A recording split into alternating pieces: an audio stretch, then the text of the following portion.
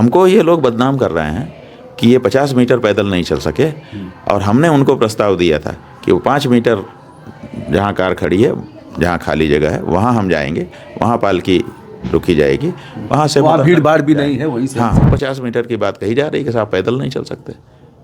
पैदल क्यों नहीं चल सकते? लेकिन एक हमारी भी मर्यादा है। जितना निर्यात हो रहा है पूरे भारत से गौमांस का, उसका 40% उत्तर प्रदेश कर रहा है।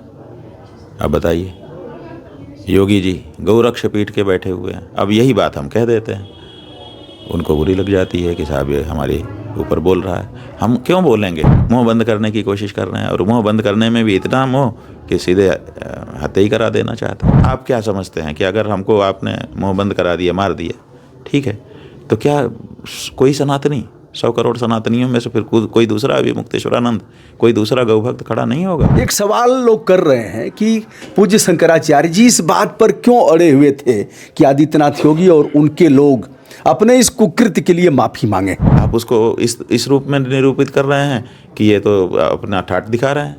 हम ठाठ नहीं दिखाते, हम तो पैदल चलते हैं। हम तो वृंदावन से चल करके दिल्ली तक नंगे पांव पैदल गए थे। है कोई नेता? ये तो जनता के व्यक्ति का अपमान नहीं है, या तो उस पीठ का अपमान ये बात और पूरे सनातन। हम अगर गलत थे तो आपका इंस्पेक्टर हमको क्यों लेके गया? वहीं रोक देता कि आप ऐसे नहीं जा सकते, आप ऐसे जाइए। सारे खड़े हैं एक साथ, इतने बड़े बड़े आला अधिकारी सब एक साथ खड़े हैं, बिना किसी योजना के खड़े हैं। और जहाँ आपके सैकड़ों सिपाही खड़े हैं, वहाँ कोई छोटा सा बच्चा क्या कर लेगा आपका? पूज्य शंकराचार्य जी काशी आ गए हैं। माघ मेले में 2 स्नान नहीं हुआ, अब काशी आए हैं माँ गंगा मैया की गोद में, श्री विद्यामठ केदारेश्वर घाट। आज हम पूज्य गुरुदेव का पुनः आशीर्वाद प्राप्त करते हुए 2-3 प्रश्न करना चाहेंगे, छोटा छोटा। महाराज श्री, बड़ा दुखी मन से आप वहाँ आए, और आपकी एक ही मांग थी कि जो चूक हुई है उसे वह स्वीकार कर लें। आपकी सदा सहता रही होगी कि स्वीकार कर लेंगे तो उनका पाप कट जाएगा। जो उन्होंने किया है भटकों के साथ, सिखा उखाड़ करके वृद्धजन को भी घसीट करके मारा है, पुलिस ने अत्याचार किया है, क्या कहेंगे? अब हम क्या कहें, 10 दिन से तो कह ही रहे हैं, आप लोग देख ही रहे हैं जी। 10 दिन तक लगातार हम शांतिपूर्वक वहाँ बैठे रहे कि प्रशासन का गुस्सा उतर गया हो, शासन का नशा उतर गया हो, तो ठंडे दिमाग से सोच करके ही कम से कम जी, ना हमारे लिए, अपने लिए ही सही, कि हमारा मामला गड़बड़ ना हो जाए, अपनी भूल को, अपनी गलती को, अपने अपराध को सुधार लें जी। लेकिन इतना लंबा अवसर देने के बाद भी जब उन्होंने इस बारे में कुछ नहीं किया, तो फिर हमको लगा कि अब यहाँ से चले जाना ही ठीक है, तो हम भारी मन से चले आए। काशी में गंगा स्नान करेंगे? अब काशी आ गए हैं, गंगा जी तो माँ हैं,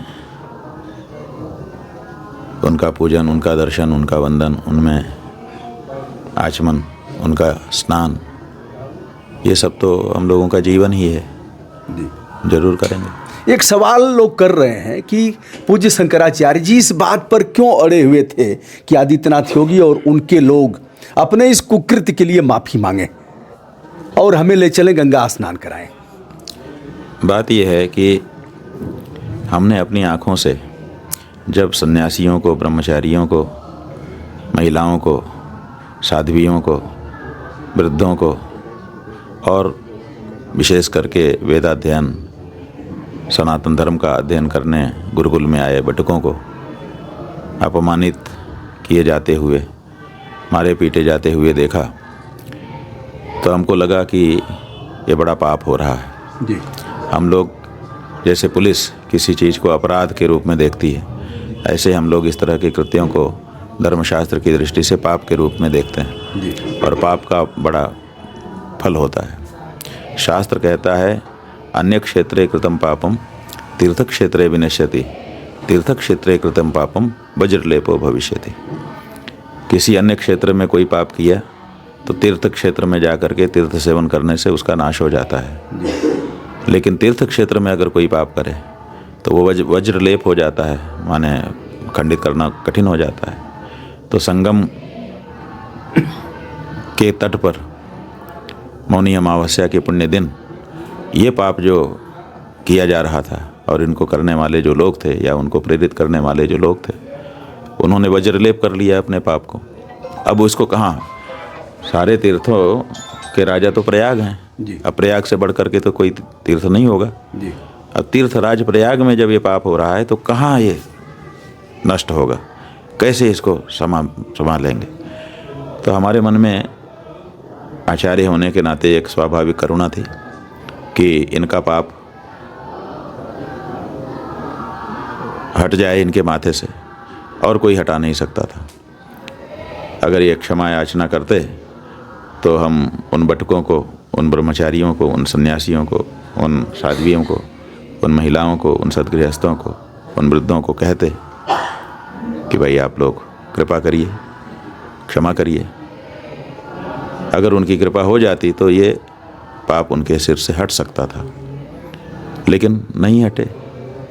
उन्होंने पाप तो किया ही और बाद में पाप बुद्धि छोड़ी नहीं, अपने पाप को ही वो सत्कार्य समझते रहे। तो इसीलिए बात नहीं बनी और हमको निकल करके आना पड़ा। अब यह है कि वो पाप वज्रलेप हो गया है जी। खंडित करना कठिन है।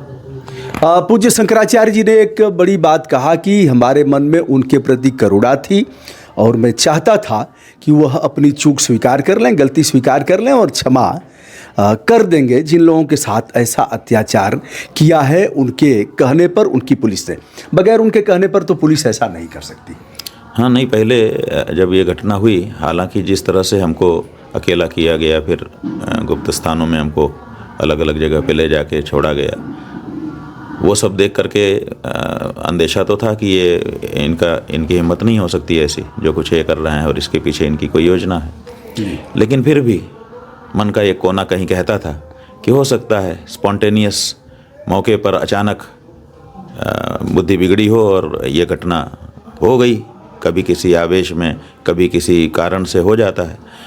तो ये हो गई होगी पुलिस के द्वारा, लोकल पुलिस के द्वारा, मेला प्राधिकरण के पुलिस के द्वारा। ज़रूर अब इसको जैसे ही बड़े लोग सुनेंगे तत्काल इसको संभाल लेंगे।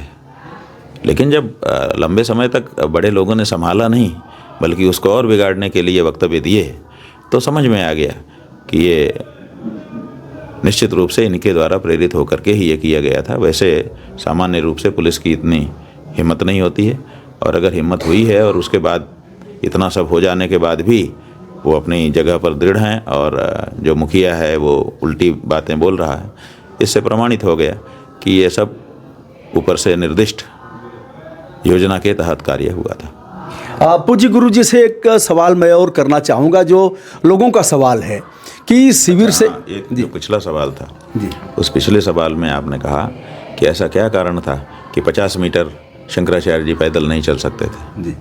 आपको हम बताना चाहेंगे, पुलिस के पास सब रिकॉर्डिंग है। हमारी जो बातचीत हो रही थी तो हमने कहा देखिए, हम पालकी पे इसलिए नहीं बैठे हैं कि हमको कोई हनक है, हम तो इतिहास में पहली बार ऐसे शंकराचार्य हैं जो माघ मेले में जो 5000 शिविर लगे हैं उनके हर दरवाजे पैदल चल करके जा रहा है जी। आप क्या कहेंगे? वो तो बाद में हम पालकी में गए, उसके पहले तो हम पैदल ही सब हर दरवाजे जा रहे थे जी। और हजारों दरवाजे हम पैदल ही गए। तो जो दरवाजे जा करके खड़ा हो रहा हो पैदल, उसका क्या मान, क्या सम्मान की बात आप उसको बदनाम करते हैं।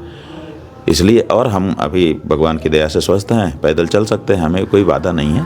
बात यह है कि जब हम पैदल चल के आते थे तो भीड़ इकट्ठा होती थी, झूम पड़ती थी कि हम शंकराचार्य जी को देख लें, छू लें, तो उससे अव्यवस्था होती थी। तो हमारे शिष्यों ने पालकी बनाई कि ऊपर रहेंगे। अब भगदड़ नहीं मचती है क्योंकि लोग दूर से ही देख के प्रणाम कर लेते हैं, आनंद से सबको दर्शन भी हो जाता है। तो ये एक व्यवस्था है जिससे भगदड़ ना मचे। उन्होंने कहा नहीं, आपको उतरना होगा। हमने कहा ठीक है, हम उतर जाएंगे, लेकिन हम एक सही जगह पर तो पहुंच जाए, वहाँ उतर जाएंगे, हमारा भी अपना विवेक है। तो उन्होंने कहा नहीं, यहीं उतरिए। फिर उन्होंने 2-2.5 घंटे हमको एक जगह पे खड़ा रखा। हमने देखा कि ये जिद पर आ गए हैं, तो हमने वैसे बताना नहीं चाहिए था, हमारा तो यही रहना चाहिए था कि भाई हम जहाँ चाहेंगे वहाँ उतरेंगे, आप हमको आदेश दे के तो नहीं रोक सकते। आप वो आदेश दे रहे थे कि उतरिए। तो हमने उनको कहा कि वो जो 5 मीटर दूर पर कार खड़ी थी, कारें खड़ी थी, कार नहीं कारें, और वहाँ से रास्ता था, कारें आ रही थी, जा रही थी, वीडियो में सब उपलब्ध है। तो हमने कहा कि ये खाली जगह है, वो जहाँ वो कार खड़ी है वहाँ तक हम जाएंगे पालकी से, उसके बाद हम उतर करके संगम स्नान करेंगे। हमको ये लोग बदनाम कर रहे हैं कि ये 50 मीटर पैदल नहीं चल सके, और हमने उनको प्रस्ताव दिया था कि वो 5 मीटर जहाँ कार खड़ी है, जहाँ खाली जगह है, वहाँ हम जाएंगे, वहाँ पालकी रुकी जाएगी, वहाँ से वहाँ भीड़ भाड़ भी नहीं है, वहीं से हम सीधे निकल। तो आप समझिए, हमको कह रहे हैं कि ये 50 मीटर नहीं जा सके, और हम 5 मीटर के लिए प्रस्ताव कर रहे थे, वो भी खाली जगह के लिए। क्यों नहीं हमको 5 मीटर जाने दिया? जिद पे कौन था? 5 मीटर बड़ा होता है कि 50 मीटर बड़ा होता है? हम तो कह रहे थे 5 मीटर हमको जाने दीजिए, हम अपनी इच्छा से, ताकि यह सिद्ध हो जाए कि हम तुम्हारे आदेश पे नहीं उतर रहे हैं, हम अपनी इच्छा से उतर रहे हैं। और वो खाली जगह थी और रास्ता था, और वहाँ कोई पब्लिक ज़्यादा नहीं थी, माने इक्का दुक्का कोई सड़क होती है तो आ ही जाते हैं, वहाँ से गाड़ियाँ आ रही थी, जा रही थी, प्रशासन की भी गाड़ियाँ आ रही थी, जा रही थी, मजिस्ट्रेट की गाड़ियाँ आ रही थी, जा रही थी, विशिष्ट जनों की गाड़ियाँ आ रही थी, जा रही थी, जो भी हों। तो उस जगह के लिए हम तो प्रस्ताव दे रहे थे कि वहाँ तक हम जाएंगे। हमने ये भी बता दिया कि हम वहाँ तक जाएंगे, उसके बाद पैदल जाएंगे। तो 5 मीटर हमको क्यों नहीं जाने दिए? 2.5 घंटा क्यों 5 मीटर के लिए खड़े रखा? ये सवाल क्यों नहीं कहते हैं? और ये तो सब उनके कैमरों में रिकॉर्ड है हमारी बातचीत। हमने बार बार कहा कि भाई हम वहाँ पर उतरेंगे पालकी से। हमारा तात्पर्य ये था कि आपके कहने से, आपके आदेश पर हम नहीं उतरेंगे, वो अपमान है, हमको वहाँ तक जाने दीजिए, वहाँ से तो हम जाने ही वाले, हमारा यही कार्यक्रम है, मान लो। तो हम तो आपको 5 मीटर का प्रस्ताव दे रहे थे, आपने 5 मीटर क्यों नहीं स्वीकार किया? आप हमको 50 मीटर की बात करते हैं। ये जो बात 5 मीटर और 50 मीटर की है, ये केवल 50 मीटर की बात कही जा रही है कि आप पैदल नहीं चल सकते। पैदल क्यों नहीं चल सकते? लेकिन एक हमारी भी मर्यादा है। देखिए, भारत में राष्ट्रपति भवन है, 400 कमरे हैं। क्या राष्ट्रपति 400 कमरों में रहता है? लेकिन उसके लिए बना के दिया गया है। क्यों दिया गया है? ताकि उसकी एक मर्यादा हो, लोग समझें कि ये राष्ट्रपति जी हैं। जब वो आते हैं तो रास्ते खाली कराए जाते हैं। उनके लिए, उनकी सल्यूट देने के लिए केवल सेना है, कुछ नहीं करती। कोई लड़ाई आज तक नहीं लड़ी 78 साल से। करोड़ों रुपया महीने का खर्चा होता है, केवल बढ़िया बढ़िया कपड़ा ड्रेसेस करके तैयार होते हैं और खड़े हो जाते हैं घोड़े पे, सब घुड़सवार सेना बना करके, पैदल सवार सेना बना करके, और उनकी यात्रा निकालते हैं, वहीं राष्ट्रपति भवन में घुमाते हैं, दिखावा करते हैं। लेकिन उसके लिए करोड़ों रुपया खर्च किया जाता है। क्यों? ताकि लोगों के दिमाग में आए कि ये इनकी गरिमा है, ये राष्ट्रपति हैं, ज़रूरत पड़ने पर जब वो कहें तो सब लोग उनको स्वीकार करें। उसी तरह से धर्म के मामले में शंकराचार्य महत्वपूर्ण हैं, इनकी बात ये कोई सामान्य नहीं है। ये दनता में छवि धारण करने के लिए सुधर्मा नाम के राजा ने हमको राजोपचार प्रार्थना करके दिया हुआ है, और आदि शंकराचार्य जी ने आदेश किया हुआ है कि इसको मत छोड़ना, क्योंकि इसके पीछे उद्देश्य है। ये कोई हमारी हनक का विषय थोड़े है, ये हमारे मिशन को सपोर्ट करने वाला एक प्रायोजन है, जिसको परंपरा से स्वीकार किया गया है। आप उसको इस रूप में निरूपित कर रहे हैं कि ये तो अपना ठाट दिखा रहे हैं। हम ठाट नहीं दिखाते, हम तो पैदल चलते हैं। हम तो वृंदावन से चल करके दिल्ली तक नंगे पांव पैदल गए थे। है कोई नेता जो नंगे पांव चला हो इतनी दूर तपती हुई सड़क पर? छाले पड़ गए। तो फिर छाले पड़ गए थे ना। तो हमको आप ये दिखा रहे हो जनता के सामने कि ये व्यक्ति जो है पालकी से नीचे नहीं उतरना चाहता है। आप पाकीजा की वो बता रहे हैं कि धरती पे पैर मत रखो, नहीं तो वो हो जाएगा। ये बात नहीं है महाराज श्री। आपके यहाँ जी बात ये है कि जो व्यक्ति जिस पद पर होता है उसको डेकोरम पूरा करना पड़ता है। जब इंदिरा गांधी के खिलाफ अभियोग चला था प्रयाग में जी, तो लोअर कोर्ट में उनको पेश होने के लिए आदेश कर दिया गया था कि वो पेश होंगे। तो वो पेश हुई, लेकिन चीफ जस्टिस ऑफ इंडिया का पत्र है लोअर कोर्ट के जज को कि जब वो आएंगी तो खबरदार अपने जगह पे बैठे रहना, खड़े नहीं होना। क्यों? क्योंकि तुम्हारा भी अपना एक डेकोरम है। तो वो प्रधानमंत्री के रूप में आकर के खड़ी हुई नीचे, और वो लोअर कोर्ट का जो सिविल जज था वो अपनी जगह पे बैठा रहा। क्यों? और उसके लिए उसके चीफ जस्टिस ने पत्र लिख करके उसको आदेशित किया कि हिलना नहीं। क्यों? डेकोरम होता है। जी। तो हर चीज़ का एक अपना अरे ऐसे ही मोदी जी आए पर्चा व्यवस्थापन दाखिला है। करने, हाँ। तो मजिस्ट्रेट बैठा रहेगा, जो भी आएंगे, क्योंकि वो मजिस्ट्रेट की हैसियत में है ना। तो ये बाद में चाय पिला देंगे, बैठ ये लेंगे। सब मर्यादाएं हैं। तो इन मर्यादाओं का पालन क्यों नहीं करना चाहिए? और जहाँ कर विशेष करके धार्मिकों का ही मेला हो, जी, कोई आपका दूसरा कोई मेला होता उसमें आप फिर भी कह सकते थे ये तो हमारा ही मेला है। हमारा ही मेला है। और दूसरे, आपको इतिहास भी पता होना चाहिए कि जब वहाँ पर मुगलों ने गंगा स्नान से सनातनी जनता को रोक दिया था, तब पालकी में बैठ के शंकराचार्य जी ही आए थे, उन्होंने ही ललकारा था। उसी के बाद से लोगों का मन बढ़ा और धीरे धीरे धीरे वहाँ पर पब्लिक इकट्ठा होते होते आज लाखों करोड़ों में चली गई है। तो जो सलाहका पुरुष हैं, जिन्होंने वहाँ पर सनातनी नहीं जा पा रहे थे, तो वहाँ अपने प्राणों का भय छोड़ करके जा करके ललकारा, आज उन्हीं शंकराचार्य का अपमान वहाँ पर कर रहे हो आप। ये सब जो बातें हैं, ये तो जनता के व्यक्ति का अपमान नहीं है, या तो उस पीठ का अपमान ये है, बात और पूरे सनातन तो का इसीलिए हम बैठे थे। एक तो जिन लोगों के ऊपर अत्याचार हुआ उनके लिए हमें न्याय चाहिए था, और दूसरे जो मान मर्यादा शंकराचार्य की रही है उसको खंडित किया गया।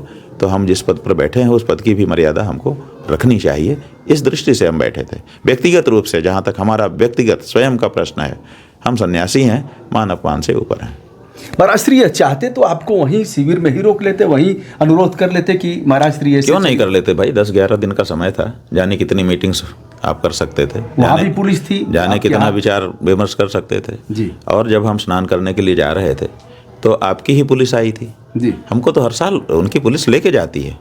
पिछले वर्ष के जो आपने वीडियो देखे हैं उनमें भी आपने देखा है कि कैसे पुलिस हमको लेके जाती। इस बार भी जो थाने का आरक्षी था, जो थाना इंचार्ज था, वो स्वयं आया था कि मेरी ड्यूटी लगी है आपको संगम तक ले जाने की, उसके नेतृत्व में हम लोग चले। हम अगर गलत थे तो आपका इंस्पेक्टर हमको क्यों लेके गया? वहीं रोक देता कि आप ऐसे नहीं जा सकते, आप ऐसे जाइए। वो तो लेके जा रहा था ना। सारा वीडियो है, पूरे 3 किलोमीटर का वीडियो है, हर खंबे पे आपके CCTV लगे हैं, सब निकालिए ना, सबका विश्लेषण करिए, सब जनता के सामने रखिए। आपका पुलिस वाला अपने सिपाहियों के साथ हमको लेकर के नेतृत्व करता हुआ लेके जा रहा है, आगे आगे चल रहा है, उसके पीछे पीछे हमारी पूरी परिकर समूह चल रहा है। और उसके बाद आप हमारे ऊपर आरोप लगाते हैं कि ये बैरिकेड तोड़ करके आगे बढ़े। इतना अमर्यादित हैं हम कि बैरिकेड तोड़ेंगे? हमसे जब 3 बार कोई प्रार्थना करता है तब हम भिक्षा स्वीकार करते हैं। भूख लगी रहे तब भी 3 बार अगर कोई प्रार्थना ना करे कि महाराज स्वीकार करिए, तब हम लोग स्वीकार नहीं करते हैं। परंपरा है। अब आप हमको कह रहे हैं कि हम बैरिकेड तोड़ देंगे, हम क्यों तोड़ देंगे? महाराज श्री एकाएक सारे अधिकारी वहां पहुंच गए, पुलिस के अधिकारी। हाँ देखिए, अब ये कैसे जी, ये कैसे हुआ? सारे खड़े हैं एक साथ, इतने बड़े बड़े आला अधिकारी सब एक साथ खड़े हैं, बिना किसी योजना के खड़े हैं। तो क्या एक बड़ी साजिश? और इतने बड़े अधिकारियों के सामने क्या कोई पुलिस किसी को मार पीट सकती है? पुलिस को मारने का तो अधिकार होता नहीं है। और विशेष करके जब हिरासत में ले लिया तब, क्योंकि तब तो वो व्यक्ति आपके कब्जे में आ गया। और जहाँ आपके सैकड़ों सिपाही खड़े हैं, वहाँ कोई छोटा सा बच्चा क्या कर लेगा आपका? आप उसको हिरासत में ले जाके अकेले में खींच कर घसीट रहे हैं, मार रहे हैं, पीट रहे हैं, जूता बरसा रहे हैं। ये सब जो कर रहे थे बड़े बड़े अधिकारियों की उपस्थिति में कर रहे थे, बिना निर्देश के कर रहे थे। योगी बाबा का बिना निर्देश पाए ये सब कर रहे थे। तो कहीं देखा है आप? कोई मनसा ऐसी भी रही होगी कि आप भगदड़ मचे, उसी में कुछ ऐसा कर दिया जाए? भाई वो तो हमारे लिए था, क्योंकि हमारे परिकरों को अलग करने के बाद उनका एक ही कहना था कि नीचे उतरो।